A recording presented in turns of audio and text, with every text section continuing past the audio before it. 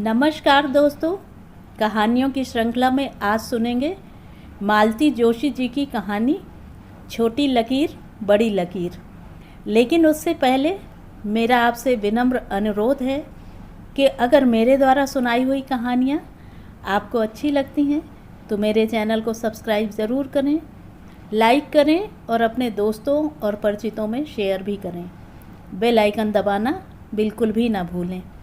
आज सुनिए छोटी लकीर बड़ी लकीर। मम्मी, राजू मामा आए हैं नीली मारुति में, तो इतना हुलस क्यों रही है? मम्मी ने मुझे स्कूली लड़की की तरह डपट दिया। तूने क्या कभी गाड़ी देखी नहीं है? तुम्हारे वहाँ तो पोस्टमैन तक कार में आता है। मम्मी, मैं हुलस रही थी तो इसलिए कि ये राजू मामा की गाड़ी है। मम्मी ने मुंह बिचका दिया और वह उसी निर्लिप्त भाव से मटर छीलती रहीं। उनकी इस भंगिमा पर आश्चर्य व्यक्त करने का भी मुझे समय नहीं मिला। दरवाजे की घंटी बज चुकी थी। मैंने दौड़कर दरवाज़ा खोला। अब हुलसने की बारी मामा की थी। अरे मीनू बिटिया, तू कब आई? हमें खबर तक नहीं हुई। परसों शाम ही तो पहुंची हूँ मामा। कल का पूरा दिन तो थकान उतारने में ही निकल गया। आज सोच रही थी अकेली ही आई है। हाँ, उस बार नहीं आ पाई थी ना। पल भर के लिए हम दोनों ही चुप हो गए। उस बार से मेरा तात्पर्य वे समझ रहे थे। पापा की मृत्यु के समय मैं आ नहीं पाई थी। मेरा अपेंडिक्स का ऑपरेशन हुआ था। ये अकेले ही आ गए थे। उसके बाद 1.5 साल तक मेरा आना किसी न किसी कारण से टलता ही रहा। इतनी दूर उड़कर आना इतना सहज भी तो नहीं है। बरसी पर तेरी बहुत राह देखी थी, मामा बोले। उन्हीं दिनों मेरी सास अपनी बाईपास सर्जरी के लिए वहाँ पहुँच गई थी। फिर कैसे आती? अच्छा, कैसी हैं अब? ठीक हैं, अभी वहीं है मेरे पास।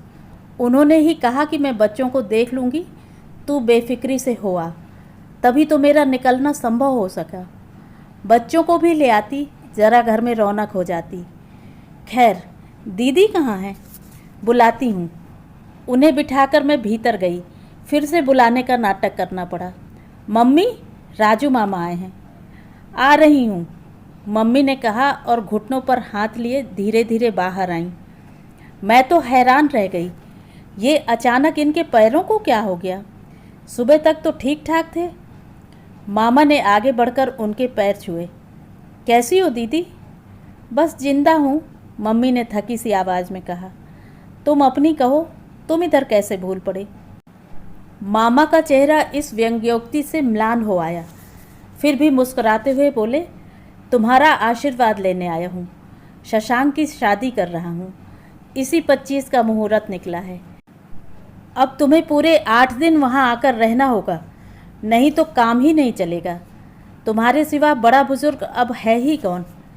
इसीलिए शायद एकदम शादी की खबर देने आया है। क्षण भर को मामा हतप्रत हो गए, फिर संभल कर बोले, अरे उन लोगों ने समय ही कहाँ दिया। न सगाई न सगुन, बस एकदम से शादी की तारीख निकाल दी। उसका भाई अगले महीने कनाडा जा रहा है ना, इसीलिए। वे लोग क्या यहीं के हैं? मैंने बातों का रुख मोड़ना चाहा। तब तक मम्मी दूसरा तीर चला चुकी थी। सुषमा नहीं आई? मामा इस बार शायद हमले के लिए तैयार ही थे। चट से बोले, अरे उसके तो हाथ पांव फूल गए हैं। समझ में ही नहीं आ रहा कि इतनी जल्दी कैसे क्या होगा। उसी ने कहा है कि दीदी को ज़रूर लेते आइए, वे ही सब काम पार लगाएंगी। इस बार मैंने मम्मी को मुंह खोलने का मौका ही नहीं दिया। पूछा, अच्छा मामा यह बताइए क्या लेंगे, चाय या कोल्ड ड्रिंक? इस समय तो कुछ नहीं लूँगा बेटे, अभी बहुत जगह जाना है। सबसे पहले यहीं आया हूँ। तुझे देखकर इतनी खुशी हुई है कि बता नहीं सकता। अब तुझे शादी तक यहीं रहना है, एकदम से चली मत जाना। यह भी कोई कहने की बात है? तुझे इतनी दूर से बुलाने की सामर्थ्य तो मेरी नहीं थी, पर सच कहता हूँ, हर शादी में तू बहुत याद आई। सब लोग होते थे, बस तू ही नहीं होती थी। मुझे भी तो सबसे मिले कितने दिन हो गए हैं। निशी को तो शादी के बाद देखा ही नहीं। शशि दी भी तो आई होंगी। हाँ, दोनों आई हैं, बच्चे भी आए हैं। किसी दिन आ जाओ ना, दिन भर गप्पे लगाना। शादी में तो भागम भाग मची रहेगी। हाँ ज़रूर, अच्छा दीदी, चलूँगा मैं, बहुत जगह जाना है, मामा ने कहा और मम्मी की उत्तर की प्रतीक्षा किए बगैर ही चल पड़े। मैं गाड़ी तक छोड़ने गई। चलने से पहले मामा ने अपना निमंत्रण एक बार फिर दोहराया। मैंने एक बार फिर उन्हें आश्वस्त किया। अपनी लाडली मिनी पर ढेर सारा प्यार उड़ेलकर मामा चले गए। उन्हें छोड़कर वापस आई तो देखा मम्मी हॉल में वैसी ही मूर्तिवत खड़ी हैं। उनके उस पथरीले मौन को तोड़ने की गरज से मैंने कहा, चलो यह अच्छा हुआ शशांक की शादी निकल आई, सबसे इकट्ठे ही मिलना हो जाएगा। कितने कितने दिन तो हो जाते हैं। अब तो सुशांत की भी शादी हो गई है ना? कैसी है उसकी बहू? प्रशांत दा वाली भाभी की भी बस झलक भर याद है। राजू ने तुम्हें कार्ड नहीं दिया? मैं स्तब्ध रह गई। तो इतनी देर से मम्मी के दिमाग में यही प्रश्न घुमड़ रहा है। मैंने कहा, कार्ड की क्या ज़रूरत है, बेचारे खुद जो कह गए हैं। और फिर उन्हें मालूम थोड़े ही था कि मैं यहाँ मिल जाऊँगी। वही तो घर से गिनती के लेकर चला होगा। यह अकल थोड़े ही है कि 2-4 स्पेयर भी साथ में रख लेने चाहिए। मारुति में बैठने से क्या होता है, तौर तरीके थोड़े ही आ जाएंगे। मैं तो हैरान थी। इसी इकलौते भाई की विपन्नता को लेकर मम्मी कितनी परेशान रहा करती थी। उसकी खुशहाली के लिए कितने जतन, कितनी मंगल कामनाएं करती थीं। और आज जब उनकी सारी प्रार्थनाएं फलीभूत हो गई हैं तो वह खुश क्यों नहीं हैं? पापा की मृत्यु ने उन्हें भीतर तक झकझोर दिया है, वे टूट गई हैं, यह तो मैं समझ सकती हूँ, पर वे इतनी असहिष्णु क्यों हो गई हैं? रात को मैं अपना खजाना खोल कर बैठ गई थी। इससे पहले जब भी भारत आई हूँ, एक सूटकेस केवल उपहारों से भरा होता था। आने से हफ्तों पहले शॉपिंग शुरू हो जाती थी। फिर भी यह डर बना रहता था कि कहीं कोई छूट न जाए। पर इस बार थोड़ा पसोपेश में थी। पापा की मृत्यु के बाद मेरी यह पहली भारत यात्रा थी। क्या इस बार सौगात ले जाना ठीक होगा? इस असमंजस से मुझे मेरी सास ने ही उबारा। बोली, इतनी दूर से क्या रोज़ रोज़ कोई जा पाता है? 6 साल बाद तो तुम अभी जा रही हो, फिर पता नहीं कब जाना हो। कम से कम छोटे भाई बहनों के लिए कुछ लेती जाओ। मेरे भाई बहन कौन हैं, माँ जी जानती हैं। मैं तो मम्मी पापा की इकलौती संतान हूँ, पर मामा का परिवार एक तरह से हमारा ही परिवार हो गया था। यूँ तो शहर में मेरी 2 बुआ लोग भी थीं, पर मम्मी के साथ उनकी पटरी कभी नहीं बैठी। राखी भाई दूज पर पापा ही वहाँ हो आते थे। जो देना होता था चुपके से दे आते थे। मैं भी उन लोगों के लिए हमेशा कुछ ना कुछ लाती थी।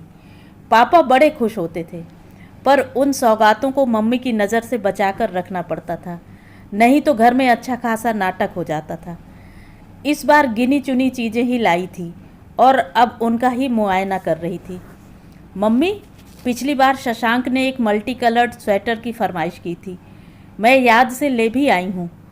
अब शादी की सौगात के रूप में दे दूँ तो बुरा तो नहीं लगेगा ना?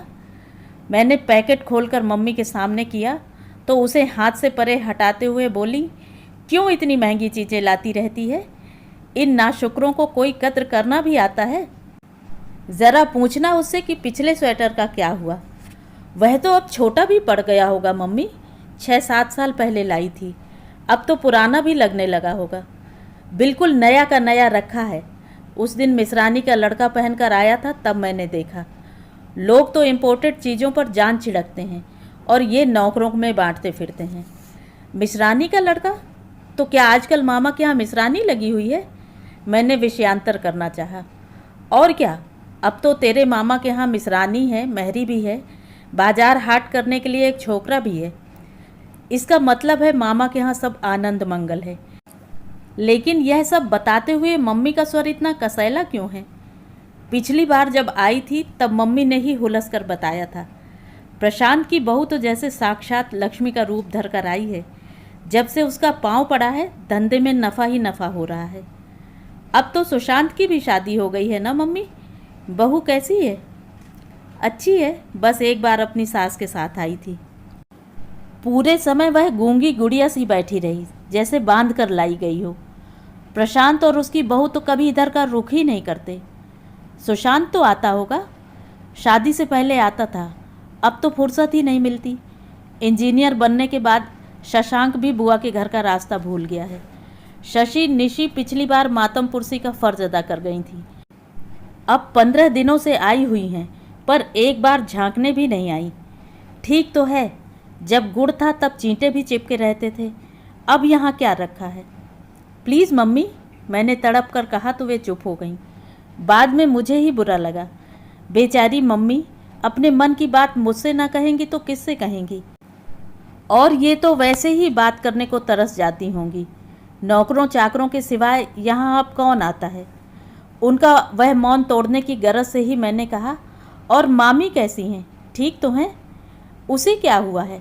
गोलगप्पे सी फूल रही है। अब तो रसोई में पाँव भी नहीं देती। दिन भर मसनद पर बैठी बहुओं पर हुक्म चलाया करती है। मम्मी के स्वर में व्यंग का पुट ज़्यादा था या ईर्ष्या का, यह कहना कठिन था। शायद दोनों की ही मात्रा समान थी। जिस निरीह भावज पर वे जीवन भर शासन करती रही थी, वह एकाएक सास के गरिमामय पद पर जा बैठी थी। उनकी इस उपलब्धि ने मम्मी को हीनता बोध से ग्रस्त कर दिया था। उनके अवचेतन में टीसता पुत्र का अभाव उभर कर सतह पर आ गया था। मेरे लिए भी मामी का यह नया रूप कल्पनातीत ही था। इससे पहले उन्हें जब भी देखा, रसोई में खटते ही देखा था। 5-5 बच्चों का साथ था। पति की आमदनी नहीं के बराबर थी। गृहस्थी की परेशानियां उन्हें कभी सिर उठाने नहीं देती, पर मैंने उन्हें कभी मुंह लटकाए नहीं देखा। अपने घर में तो व्यस्त रहती ही थी, हमारे यहाँ आती तो किचन में कैद हो जाती। उतनी देर मम्मी को आराम हो जाता, फिर मेरी पापा की फरमाइशों का दौर शुरू होता। मामी हंसी खुशी उसे पूरा करती जाती। होली हो, दिवाली हो, मेरा जन्मदिन हो या शादी की सालगिरह, मम्मी सुषमा के भरोसे निश्चिंत रहती थी। वे तो सिर्फ प्लान बनाती थीं, सारा काम मामी ही आकर निपटाती थीं। ईश्वर ने उनके साथ सचमुच बड़ा अन्याय किया था।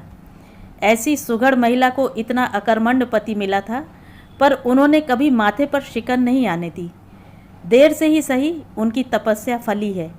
अब सारे सुख उनकी झोली में आ पड़े हैं। मुझे सचमुच बहुत अच्छा लगा।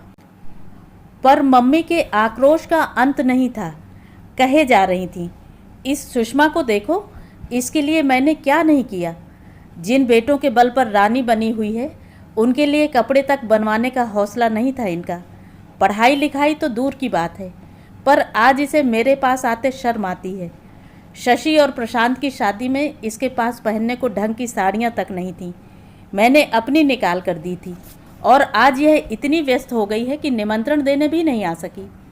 मम्मी, तुमने जो किया है उसे दुनिया जानती है। वे लोग ना माने तो उससे क्या होता है, पर तुम बार बार कहकर छोटी क्यों होती हो? यह अच्छा नहीं लगता। जब जी जलता है ना बिट्टो, तभी बात मुँह से निकलती है। बुरा तो मुझे भी लगा था मम्मी, मैंने स्वीकार किया। तुम्हारा इतना मान तो उन्हें रखना ही था। मन तो होता है कि शादी में ना जाऊं, पर राजू के लिए मन कलपता है। उसके घर की आखिरी शादी है। सुशांत की शादी में भी नहीं जा पाई थी। तेरे पापा को गुजरे तब 2 ही महीने हुए थे। इस बार नहीं जाऊंगी तो राजू को बहुत दुख होगा।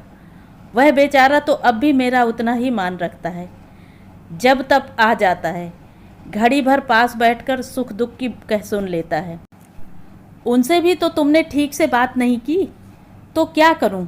मन का गुबार कहीं तो निकलेगा। उसके सिवा मेरा अपना है ही कौन? तू उतनी दूर 7 समुंदर पार जाकर बस गई है।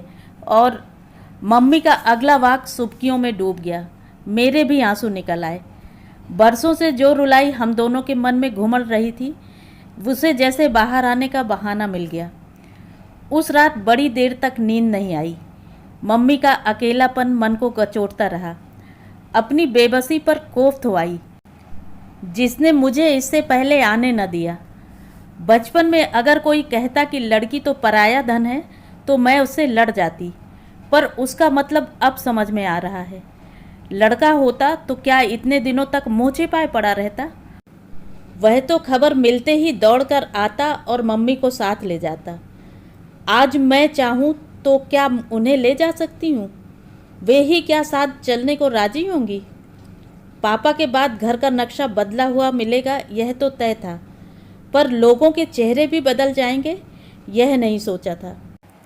और ईमानदारी की बात तो यह है कि यह बदलाव एकदम से नहीं आया है। इसकी प्रक्रिया बहुत पहले से शुरू हो चुकी थी, पर तब हमारी ज़मीन इतनी पुख्ता थी कि उसका एहसास नहीं हुआ। राजू मामा का पूरा परिवार कभी इस घर का ही एक भाग हुआ करता था। मम्मी उन्हें पुत्रवत प्यार करती थीं। शादी के 14 साल बाद तक मम्मी की कोख सूनी ही रही। इस बीच मामा के यहाँ 2 बच्चे हो चुके थे और वे दोनों बच्चे मानो मम्मी के गले का हार थे। प्रशांत दा और शशि दी दोनों कोठी पर ही बने रहते।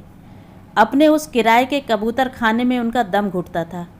वहाँ अभाव ही अभाव था, जबकि यहाँ सुविधा थी, साधन थे और संपन्नता थी।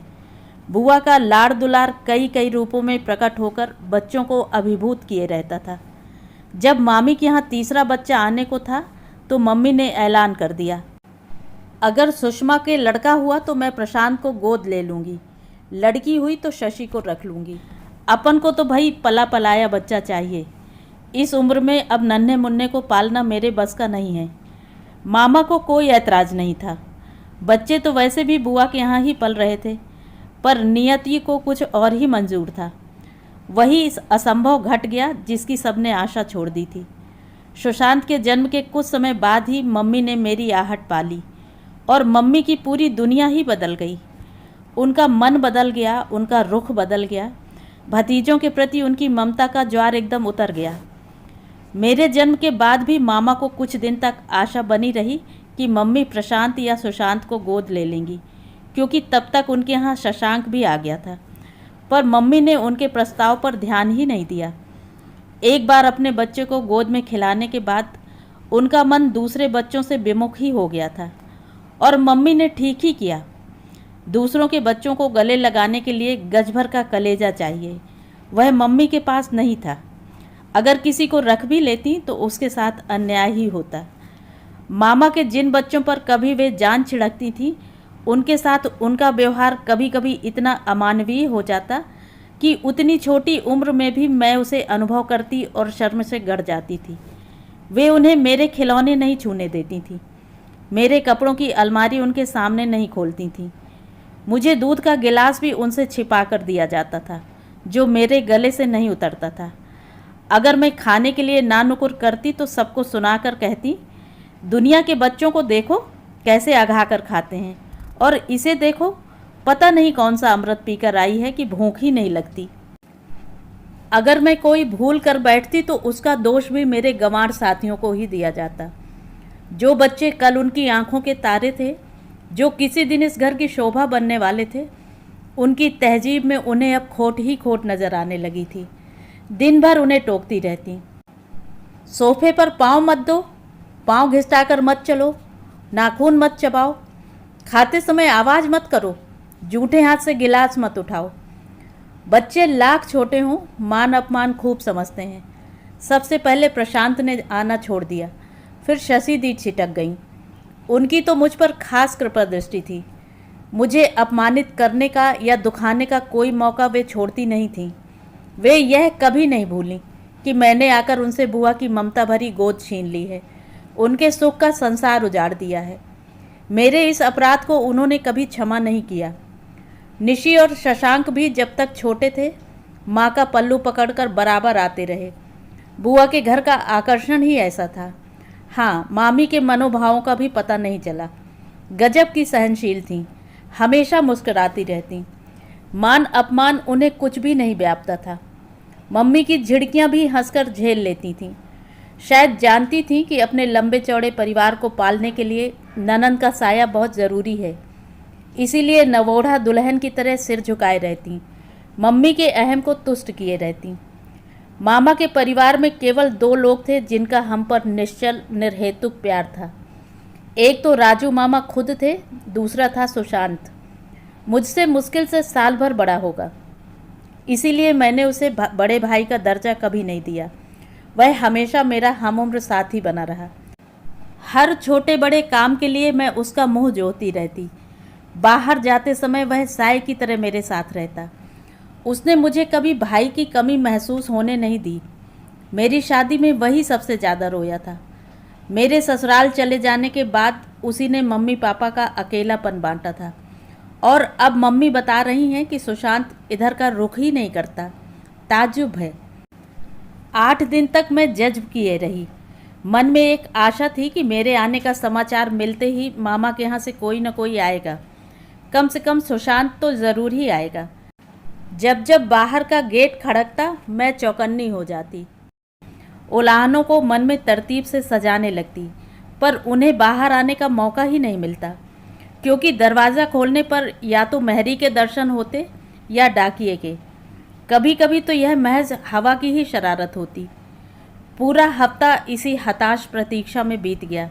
फिर मेरा जी घबराने लगा कि अगर किसी से बिना मिले ही घर लौट गई तो बाद में यह बात मन में टीसती रहेगी।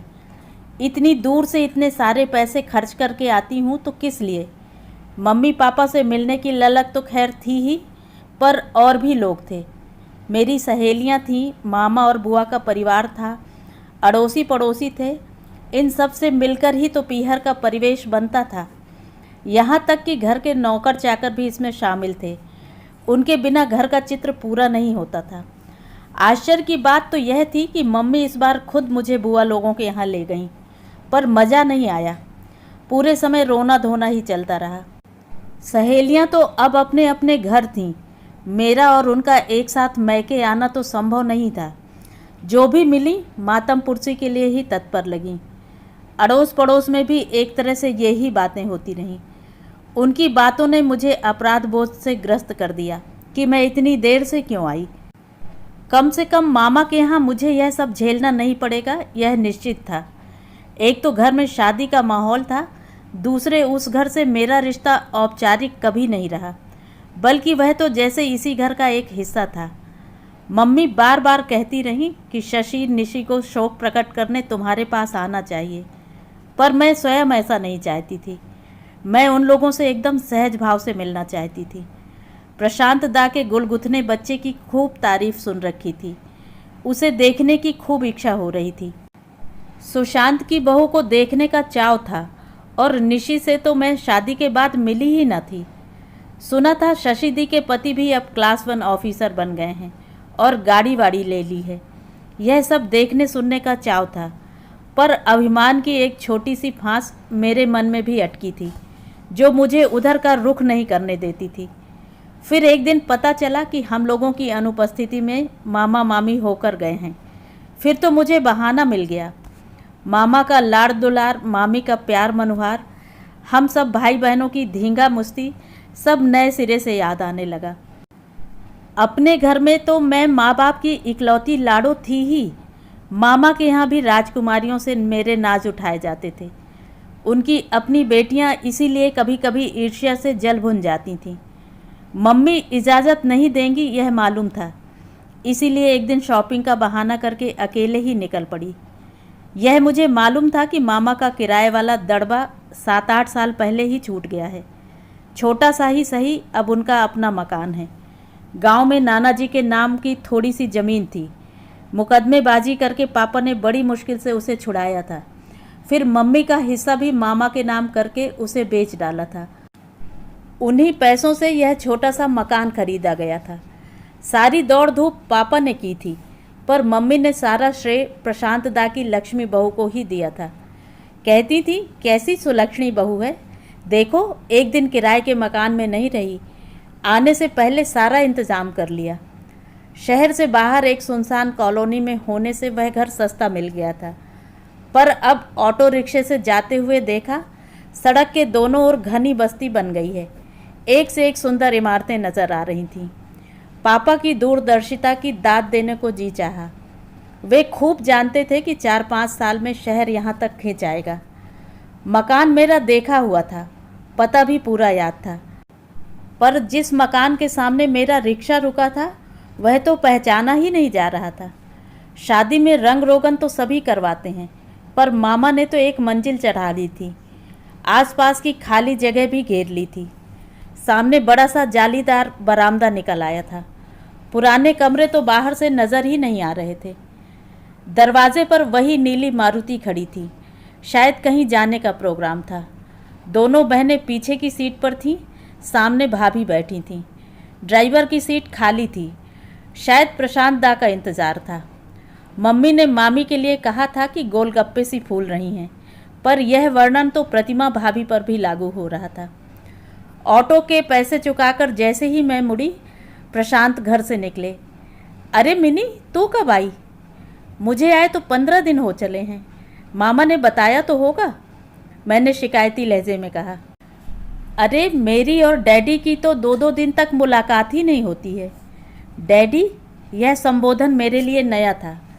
मैंने बताया तो था, आपको कुछ याद तो रहता नहीं है, भाभी ने उलाहना दिया। प्रशांत दा हंसकर रह गए। मिन्नी, अभी तो बैठोगी ना? हम लोग बस अभी आते हैं, शशि दी ने कहा। ओह श्योर, मैंने कह तो दिया पर मन खट्टा हो गया था। माना कि बाहर जा रहे थे, ज़रूरी काम होगा, पर 2 मिनट रुककर बात तो की जा सकती थी।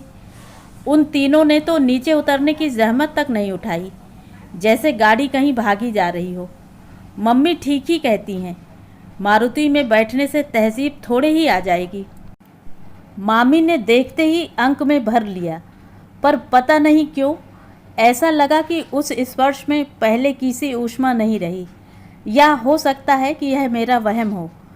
अभी अभी बाहर जैसा ठंडा स्वागत हुआ था, उससे मेरे मन में भी एक बर्फानी कठोरता व्याप गई थी। घर में एक गहमा गहमी थी, एक व्यस्तता का माहौल था। शादी के घर में यह स्वाभाविक भी था, पर मुझे लगा कि मेरे सामने कुछ ज़्यादा ही नाटक किया जा रहा है। मामी बता रही थी, लड़कियों ने 2 बार तेरे पास जाने का प्रोग्राम बनाया, पर कोई साथ ही नहीं मिला। किसी को दम मारने की फुर्सत नहीं है। दूल्हा अपने इंटरव्यू के चक्रों में लगा हुआ है, आज भी दिल्ली गया है। फेरों तक लौट आए तो गनीमत है। बड़ी मुश्किल से उस दिन तेरे मामा को पटाया था, पर तुम लोग मिले ही नहीं। बड़ी बुआ के यहाँ चले गए थे, मैंने थके स्वर में कहा। आजकल बीमार चल रही हैं। उसी समय गुलाबी शिफॉन में लिपटी एक गुड़िया सी लड़की मेरे लिए पानी ले आई और मामी की रामायण से मुझे निजात मिल गई। ये रश्मि है, सुशांत की बहू। मैं प्रतीक्षा करती रही कि वे मेरा भी परिचय देंगी, पर वे बहू के ही वंश गोत्र की विरुदावली गाने में जुट गईं। हार कर मैंने कहा, मामी उसे मेरा नाम भी तो बताओ, नहीं तो वह समझेगी कि यह कौन सी नई बला टपकी है। हमें पता है, उसने शर्मीले अंदाज में कहा। इन्होंने अभी बताया था। सुशांत घर में है? मैंने आहत स्वर में पूछा। मन में फिर एक धक्का सा लगा। अभी अभी आए हैं, रश्मि ने पति की पैरवी की। कह रहे थे कि चाय साथ ही लेंगे। चाय बाकायदा डाइनिंग टेबल पर लगाई गई। लंबा चौड़ा सरंजाम था। सुशांत भी आकर बैठ गया, पर मुझे ना नाश्ते में मज़ा आया न बातों में। बस यूं ही थोड़ा सा जुठार लिया। एक ज़माना था जब मामी मुझे देखते ही लपक कर रसोई में घुस जाती थी। साधन सीमित थे, हाथ हमेशा ही तंग रहा करता था, पर वे मेरी पसंद की कोई चीज़ ज़रूर बना देती थी। उसमें एक अनोखा स्वाद हुआ करता था, क्योंकि उसमें प्रेम होता था, आस्था होती थी। यहाँ तो कोरी औपचारिकता थी, दिखावा था। नाश्ते के बाद मामी दुल्हन के गहने कपड़े दिखाने बैठ गईं। सभी कुछ सुंदर था। मेरा मन अकारण पीछे लौटने लगा।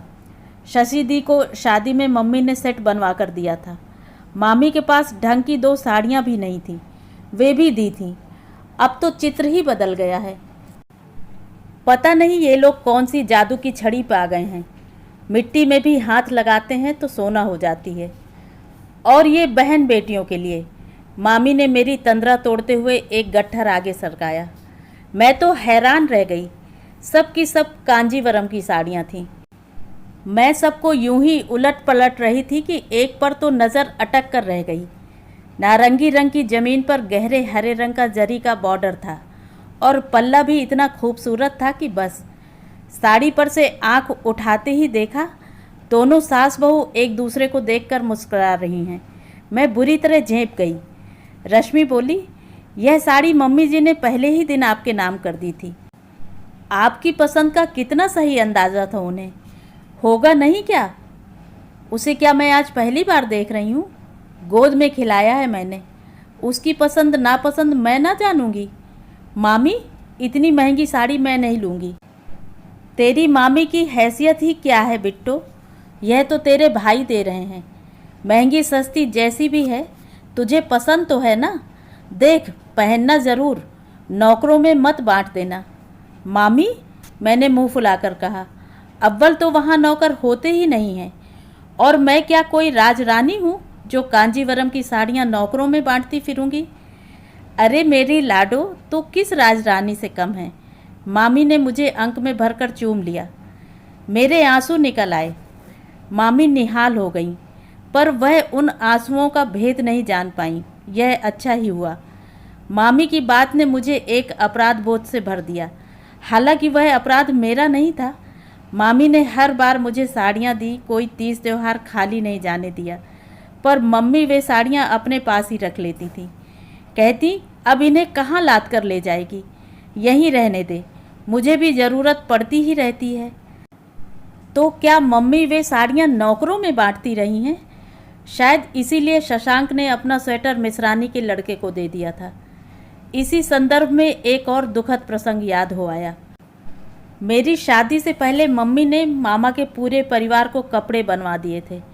उद्देश्य यही था कि समधियों के सामने किरकिरी न हो। मामा ने प्रतिवाद भी किया था, तो मम्मी बोली, अरे मेरे कौन लड़का बैठा है जिसकी शादी में पहरावनी करूँगी। मुझे तो सारे अरमान इसी की शादी में पूरे करने हैं। अब बाद में हो या पहले, क्या फ़र्क पड़ता है। पर अकेले में मम्मी मेरे सामने भुनभुनाई थी। दुनिया के भाई बहन के यहाँ भात लेकर आते हैं, हमारे यहाँ तो उल्टी गंगा ही बह रही है। अब एक महंगी साड़ी देकर मामी उन सारे एहसानों का और अपमानों का बदला तो नहीं चुका रही हैं। उस प्रसंग से जुड़ी एक और याद। मम्मी ने कपड़े दिए ज़रूर थे, पर प्रशांत दा ने उन्हें हाथ नहीं लगाया था। वे कपड़े मामा के ही काम आए थे। प्रशांत दा मेरी शादी में भी नहीं आए थे। बाद में मिलने पर मैंने उलाहना दिया तो बोले, ज़रा बड़े लोगों के बीच उठने बैठने के काबिल हो जाऊं, तब तेरे दूल्हे से मुलाकात करूंगा। अभी थोड़ी देर पहले उन्हें देखा था। ऊनी नीले धारीदार सूट में कितने आकर्षक, कितने रोबीले लग रहे थे। किस आत्मविश्वास के साथ गाड़ी का दरवाज़ा खोलकर स्टीयरिंग पर जा बैठे थे। पहले वाले प्रशांत दा की तो कोई झलक भी उनमें बाकी नहीं थी। बाद में मामी मुझे घर दिखाने ले गईं। घूम घूम कर हर कमरा दिखाया। शशांक का प्रस्तावित शयन कक्ष तक दिखा दिया। मुझे तो इतना संकोच हो रहा था, फिर भी डिज़ाइन की, साज सज्जा की तारीफ तो करनी ही पड़ी। मामी भी तन्मयता से प्रतिमा की सुघड़ता का, रश्मि की अल्हड़ता का बखान किए जा रही थी। सुनते सुनते मुझे ऊब सी होने लगी। मैंने कहा, मामी अब चलूँगी, घर पर मम्मी अकेली हैं। हाँ, दीदी तो अब बिल्कुल अकेली पड़ गई हैं। इसीलिए तो सोचती हूँ जितने दिन यहाँ हूँ उनके पास रहूँ। अरे मैं कितना सोचती हूँ, पर घर गृहस्थी में ऐसी फंस गई हूँ कि निकलना ही नहीं हो पाता। तुम्हारी अब बार बार दौड़ने की उम्र भी नहीं है मामी, पर बहुओं को ही भेज दिया करो, मम्मी का दिल बहला रहेगा। मामी थोड़ी देर चुप रहीं, फिर धीरे से बोली, बच्चों के अपने 100 प्रोग्राम होते हैं, और सच कहूँ लली, दीदी की भी अब उम्र हो चली है। वही पुरानी बातें लेकर बैठ जाती हैं। अब नई लड़कियों को उनमें मज़ा थोड़े ही आता है। मैं समझ गई, नई लड़कियों का तो बहाना है। अब तो पुराने लोगों को ही वे बातें अच्छी नहीं लगती होंगी। बहुओं के सामने हेठी जो होती है। चलने लगी तो मामा मिल गए। गाड़ी कहाँ है? ऑटो में ही आ गई थी, मैंने कहा, पर मन में बहुत पछतावा हुआ कि गाड़ी क्यों नहीं लाई। दरअसल मुझे अब उसका भरोसा नहीं रहा। इतने इतने दिन गैराज में बंद पड़ी रहती है। यूँ तो सामने वाले सक्सेना अंकल का ड्राइवर हर तीसरे चौथे दिन आकर देख जाता है, एक आध चक्कर लगवा देता है। फिर भी मेरी हिम्मत नहीं पड़ती। जब भी बाहर जाना होता है, गाड़ी को लेकर मम्मी से बहस हो ही जाती है। वैसे यहाँ ले भी आती तो मामा की नई नकोर मारुति उसका मुंह चिढ़ाती ही लगती। मामा ने सुशांत को आवाज़ दी थी। थोड़ी ही देर में वह जीप लेकर दरवाजे पर खड़ा था। अपनी है? हाँ, मामा बोले, 3-4 साल पहले ले ली थी। तिलहन संघ वालों ने पुरानी गाड़ियों की नीलामी की थी तो सस्ते में मिल गई। एक गाड़ी बहुत ज़रूरी थी, एक तो फैक्ट्री बहुत दूर है, फिर बिजनेस के सिलसिले में बच्चों को आसपास जाना भी पड़ता है। मारुति शायद नई है। अरे अभी ली है, 15 दिन तो हुए हैं। लेनी तो थी ही, सुशांत बोला। मैंने डैडी से कहा शादी से पहले ले लो तो थोड़ा जलवा रहेगा। डैडी, एक बार फिर यह संबोधन मुझे खटक गया। शादी में ज़रूरत हो तो अपनी भी मंगा लेना, फालतू ही तो खड़ी है।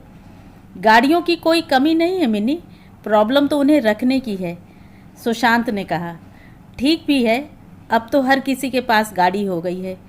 किसी समय पूरे परिवार में यह फ़ख्र सिर्फ हमें हासिल था, बाकी दुनिया साइकिल पर ही चलती थी। उस समय तो स्कूटर भी एक सपना हुआ करता था। पूरे 20 मिनट का रास्ता था, पर शायद हम लोगों ने 20 वाक्य भी मुश्किल से बोले होंगे। एक समय था जब हमारी बातें खत्म ही नहीं होती थीं। अब तो सोच सोच कर प्रश्न पूछे जा रहे थे। मैंने रश्मि की पढ़ाई, शौक आदि के बारे में पूछा। उसने मेरे बच्चों के बारे में जानना चाहा। तब मुझे याद आया कि मैं इतनी देर बैठी रही, पर मामी ने एक बार भी मेरे बच्चों के, उनके पापा के बारे में पूछताछ नहीं की, बस अपनी ही सुनाती रहीं। यह अदा उन्होंने कहाँ से सीखी? मम्मी से। गाड़ी उसने गेट के बाहर ही खड़ी कर दी। क्यों, भीतर नहीं आओगे? सॉरी यार, आज रश्मि को प्रॉमिस कर रखा है, उसे लेकर मार्केट जाना होगा। तो साथ ही ले आते ना, फिर से उतनी दूर जाओगे। वह क्या इस खटारे में बैठती है? उसके लिए तो मुझे घर जाकर बाइक उठानी होगी। हाँ, खटारे में तो बहनें ही बैठती हैं, ये तो फिर भी जीप है। मैं तो तुम्हारी खटारा साइकिल पर भी डबल सीट बैठी हूँ। कह तो गई, पर दूसरे ही क्षण लगा कि उस खटारा साइकिल का उल्लेख करने की कोई ज़रूरत नहीं थी। ज़रूर मम्मी भी ऐसा ही कुछ करती होंगी, तभी तो सब बिदकते हैं। सुशांत लेकिन मुस्करा दिया, बोला अब चलूं, शादी में मिलते हैं। हाँ, उससे पहले तुम्हें फुर्सत ही कहाँ होगी, मैंने कहा, पर मेरी आवाज़ जीप की घरघराहट में डूब गई। सुशांत ने गाड़ी धीरे से बैक की, एक शार्प टर्न लिया और दूसरे ही क्षण वह सड़क पर दौड़ रही थी। गेट बंद करके मैं बड़ी देर तक वहीं गुमसुम खड़ी रही। मम्मी का दुख अब मेरी समझ में आ रहा था। उन्हें मामा के वैभव से ईर्ष्या नहीं थी, पर वे अपनी अवमानना झेल नहीं पा रही थीं। बहुत पहले एक कहानी पढ़ी थी। तात्पर्य था कि किसी लकीर को छोटा करना हो तो उसके सामने एक बड़ी लकीर खींच दो। मामा के लड़के यही कर रहे थे। वे गिन गिन कर सारे अपमानों का बदला ले रहे थे। उसे चुपचाप सहने के सिवाय कोई उपाय नहीं था, क्योंकि हम अपनी पारी खेल चुके थे, अब उनकी बारी थी। तो ये थी कहानी। कहानी आपको कैसी लगी, कमेंट करके ज़रूर बताएं।